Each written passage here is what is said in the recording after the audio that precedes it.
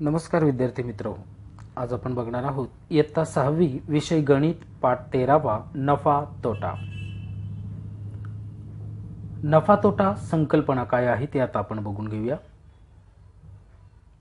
मुलांनो, व्यवहारामध्ये तुम्ही नफा तोटा हे शब्द ऐकलेले असतीलच. मग नफा म्हणजे काय?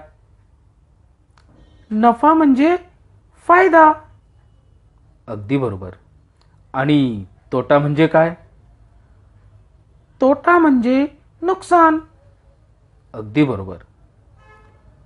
एखादा दुकानदार आपल्याकडील वस्तू विकत असताना जर त्याच्या वस्तूची किंमत ही म्हणजेच विक्रीची किंमत ही खरेदी किमतीपेक्षा जास्त असेल तर नफा होतो, आणि विक्रीची किंमत ही खरेदी किमतीपेक्षा कमी असेल तर मात्र तोटा होतो. याचं गणिती रूपात कसं लेखन करतात ते बघूयात. नफा बरोबर विक्री किंमत वजा खरेदी किंमत आणि तोटा बरोबर खरेदी किंमत वजा विक्री किंमत. चला आपण एखादे उदाहरण बघूयात. रमेश भाजी विक्रेता आहे. त्यांनी त्यांच्या दुकानासाठी शिमला मिरची 90 रुपये प्रमाणे, फ्लावर 80 रुपये, भेंडी 60 रुपये, मेथी 50 रुपये आणि टमाटा 70 रुपये अशा प्रकारचे शिमला मिरची 90, फ्लावर 80, भेंडी 60, मेथी 50 आणि टमाटा 70 रुपये भाज्यांची इत्यादी खरेदी करून भाज्यांची विक्री करून रमेशकडे 450 रुपये जमा झाले. तर त्याला नफा झाला की तोटा बरं? ते आता आपण काढूयात. या सर्व ज्या काही वस्तू आहेत त्या विकून एकूण किंमत आहे 350 रुपये, म्हणजे त्याची खरेदी किंमत झाली 350 रुपये आणि विक्री किंमत आहे 450 रुपये. म्हणजे विक्री किंमत आणि खरेदी किंमत ही जास्त आहे की विक्री किंमत जास्त आहे? विक्री किंमत जास्त आहे. अगदी बरोबर. मग नफा झाला की तोटा? नफा झाला. अगदी बरोबर, नफा झाला आहे. रमेशला भाजी विक्रीच्या व्यवहारामध्ये नफा झाला आहे. सूत्र बघूयात. नफा बरोबर विक्री किंमत वजा खरेदी किंमत बरोबर विक्री किंमत आहे 450 रुपये वजा खरेदी किंमत आहे 350 रुपये, म्हणून बरोबर 450 वजा 350 वजाबाकी येते 100. म्हणजेच रमेशला भाजी विक्रीच्या व्यवहारामध्ये 100 रुपये नफा झाला आहे. आता या उलटच बघूया. समजा रमेशने 450 रुपयांची भाजी विकत घेतली आणि ती 350 रुपयांना विकली, तर त्याला नफा झाला की तोटा? कारण या ठिकाणी खरेदी किंमत आहे 450 आणि विक्री किंमत आहे 350. या भाजी व्यवहारात खरेदी किमतीपेक्षा विक्री किंमत कमी आहे, म्हणून रमेशला तोटा झाला. तर सूत्र बघूयात. तोटा बरोबर खरेदी किंमत वजा विक्री किंमत. खरेदी किंमत आहे 450 रुपये आणि विक्री किंमत आहे 350 रुपये, म्हणजेच 100 रुपये, म्हणून रमेशला या भाजी विक्रीच्या व्यवहारात 100 रुपये तोटा झालेला आहे. नफा तोटावरील उदाहरणे आपण आता सोडूया.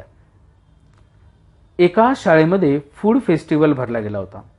त्या फूड फेस्टिवलमध्ये सरिताने भेळपुरीचा स्टॉल लावलेला होता आणि ते भेळपुरीचे जो काही स्टॉल होता त्या स्टॉलसाठी भेळपुरी बनवण्यासाठी जे साहित्य लागतं ते अशा प्रकारे: प्लेट 20 रुपयाची घेतली, चमचे 10 रुपयाचे, चटणी 30 रुपयाची, इतर साहित्य 60 रुपयाचं आणि कांदे 20 रुपयाचे तिने खरेदी केले. मुरमुरे 50 रुपयाचे खरेदी केले.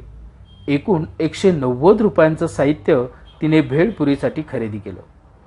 तर विक्री करून सरिताला मिळालेली रक्कम 230 रुपये आहे. या व्यवहारात नफा झाला की तोटा? आता बघूयात. एकूण खर्च बरोबर 190 रुपये आणि विक्री करून मिळालेली रक्कम 230 रुपये.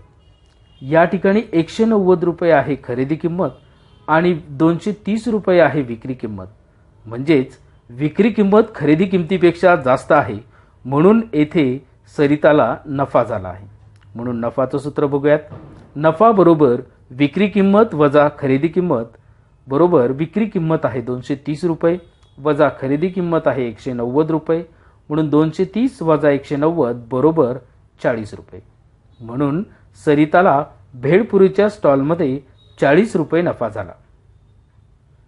याच फूड फेस्टिवलमध्ये प्रणवने पावभाजीचा स्टॉल लावलेला होता. मग पावभाजीसाठी साहित्य त्याला भाज्या 70 रुपयाच्या घेतल्या, बटरसाठी खर्च आला 25 रुपये, पाव 45 रुपयाचे घेतले, इतर साहित्य 20 रुपयाचे घेतलं आणि मसाला 14 रुपयाचे घेतले. एकूण 174 रुपयांचे प्रणवने साहित्य खरेदी केले. विक्री करून प्रणवला मिळालेली रक्कम 160 रुपये आहे. तर या व्यवहारात नफा झाला की तोटा ते आता आपण बघूयात. एकूण खर्च आहे प्रणवचा 174 रुपये आणि विक्री करून मिळालेली एकूण रक्कम आहे 160 रुपये. 174 रुपये आहे खरेदी किंमत आणि 160 रुपये आहे विक्री किंमत. म्हणजेच विक्री किंमत खरेदी किमतीपेक्षा कमी आहे, म्हणून येथे त्याला तोटा झाला. म्हणून तोटाचं सूत्र बघूयात. तोटा बरोबर खरेदी किंमत वजा विक्री किंमत बरोबर खरेदी किंमत आहे 174 रुपये वजा विक्री किंमत आहे 160 रुपये. 174 वजा 160 उत्तर येतं 14. म्हणून प्रणवला पावभाजीच्या स्टॉलमध्ये 14 रुपये तोटा झाला. उदाहरण 3.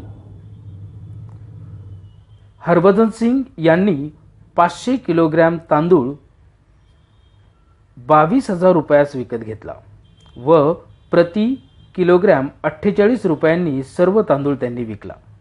तर त्यांना किती रुपये नफा झाला?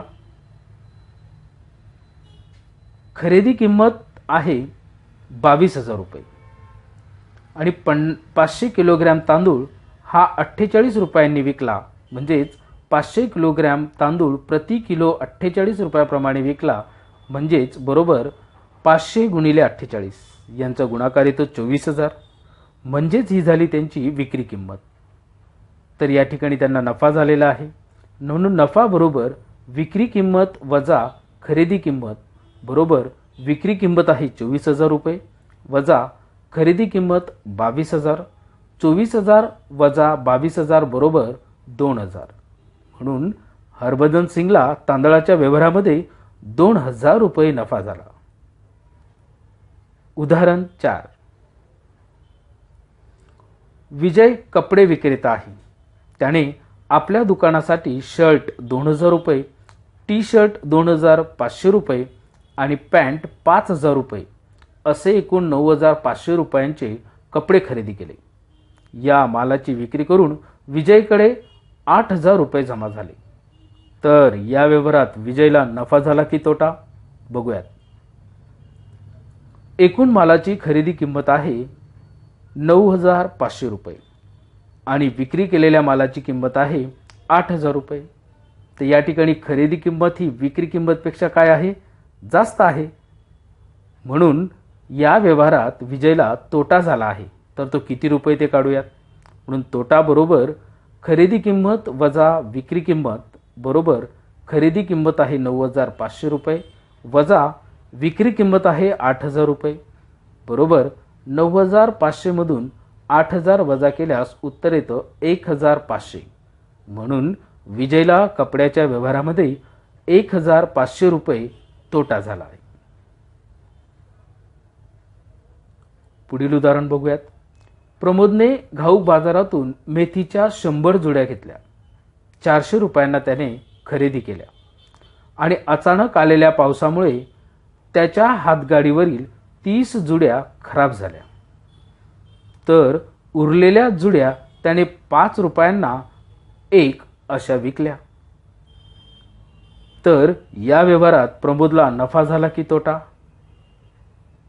आणि तो किती झाला ते आता आपण बघूयात. मेथीच्या 100 जुड्यांची एकूण खरेदी किंमत आहे 400 रुपये आणि 100 पैकी 30 जुड्या खराब झाल्या, म्हणजे 100 वजा 30 बरोबर 70. म्हणजे शिल्लक जुड्या किती राहिल्या बरं? 70. आणि 70 जुड्या प्रमोदने प्रत्येकी 5 रुपये प्रमाणे विकल्या, म्हणून बरोबर 70 गुणिले 5 यांचा गुणाकार येतो, म्हणजेच विक्री करून मिळालेली एकूण रक्कम येते 350 रुपये. या ठिकाणी खरेदी किंमत आहे 400 रुपये आणि विक्री करून मिळालेली रक्कम आहे 350 रुपये. म्हणजेच या ठिकाणी व्यवहारामध्ये खरेदी किंमत ही विक्री किमतीपेक्षा जास्त आहे, म्हणून प्रमोदला या व्यवहारात तोटा झाला आहे.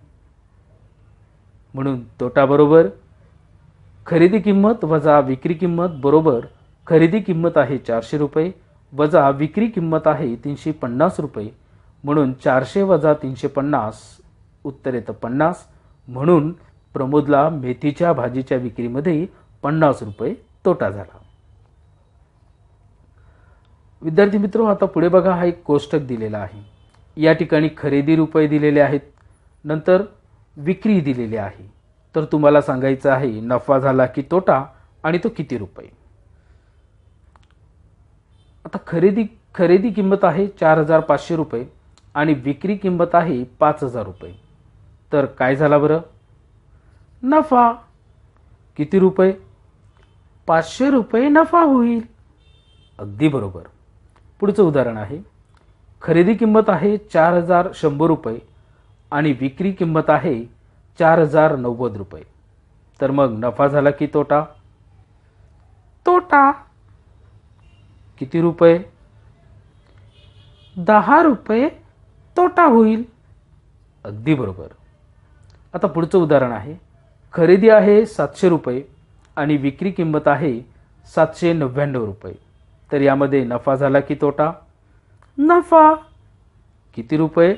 99 रुपये नफा होईल. अगदी बरोबर.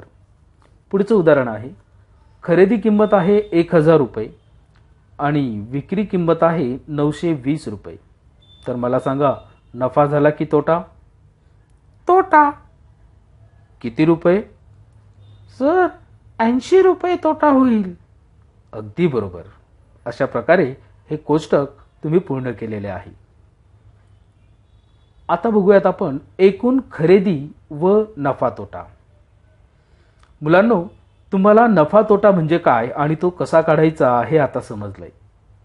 आता आपण बघणार आहोत, आता आपण एकूण खरेदी व नफा तोटा म्हणजे काय हे समजून घेणार आहोत. खरेदी विक्रीचा व्यवहार करताना एखादी वस्तू विकण्यापूर्वी जो खर्च करावा लागतो तो सर्व खर्च खरेदी किमतीत मिळवावा लागतो. त्या खरेदी किमतीलाच आपण एकूण खरेदी किंमत असे म्हणतो. ते कसं या उदाहरणाने बघूया आपण. समजा तुम्ही 1 क्विंटल गहू बाजारातून 2000 रुपयांना विकत घेतला व हा गहू घरी आणण्यासाठी तुम्हाला हमालाला 20 रुपये मजुरी द्यावी लागली आणि यावरील वाहतुकीचा खर्च 50 रुपये झाला. तर गव्हाची एकूण खरेदी किंमत किती? गव्हाची एकूण खरेदी किंमत बरोबर 1 क्विंटल गहू अधिक हमाली अधिक वाहतूक खर्च.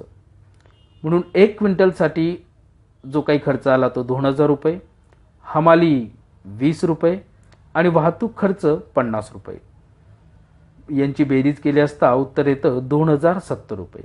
म्हणजेच एकूण खर्च आला 2070 रुपये. म्हणजेच ही झाली गव्हाची एकूण खरेदी किंमत.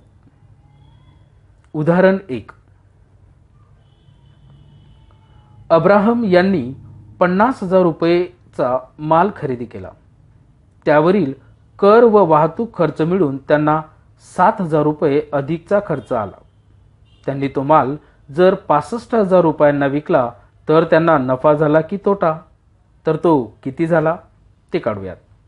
मालाची एकूण किंमत बरोबर खरेदी किंमत अधिक कर व वाहतूक खर्च. म्हणून बरोबर खरेदी किंमत आहे 50,000 रुपये आणि कर व वाहतूक खर्च आहे 7,000 रुपये.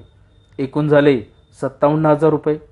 एकूण खरेदी किंमत झाली 57,000 रुपये आणि विक्री किंमत आहे त्यांची 65,000 रुपये.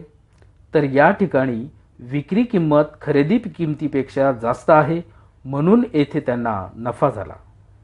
म्हणून नफा बरोबर विक्री किंमत वजा खरेदी किंमत बरोबर विक्री किंमत आहे 65,000 वजा खरेदी किंमत आहे 57,000 म्हणून 65,000 वजा 57,000 उत्तर येतं 8,000. म्हणून अब्राहमला या व्यवहारात 8,000 रुपये नफा झाला. उदाहरण 2. एका शाळेत दिवाळीनिमित्त पंती रंगवा हा उपक्रम घेतला. त्यासाठी 1,000 पंती त्यांनी 1,000 रुपयांना खरेदी केल्या आणि त्या पंती रंगवण्यासाठी रंग घेतले 300 रुपयांचे आणि त्यासाठी तो जो काही पंत्या आहेत तो शाळेपर्यंत आणण्यासाठी वाहतूक खर्च आला 150 रुपये आणि रंगवलेल्या पंत्या प्रत्येकी 3 रुपयास एक याप्रमाणे विकल्या. तर या व्यवहारात शाळेला नफा झाला की तोटा बघूयात. पंत्यांचा एकूण खर्च बरोबर पंत्यांची खरेदी किंमत अधिक रंगाचा खर्च अधिक वाहतुकीचा खर्च. मग 1,000 पंत्यांची खरेदी किंमत आहे 1,000 रुपये अधिक रंगासाठी जो काही खर्च आला तो आहे 300 रुपये आणि वाहतूक खर्च आला 150 रुपये.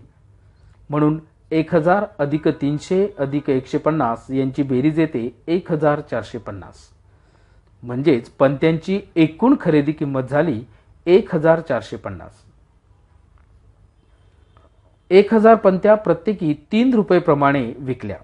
म्हणून 1,000 गुणिले 3 बरोबर 3,000 आणि 3,000 ही काय झाली विक्री किंमत.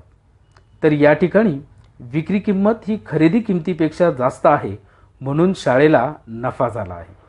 म्हणून नफाचं सूत्र नफा बरोबर विक्री किंमत वजा खरेदी किंमत बरोबर विक्री किंमत आहे 3,000 वजा खरेदी किंमत आहे 1,450 म्हणून 3,000 वजा 1,450 उत्तर येतं 1,550.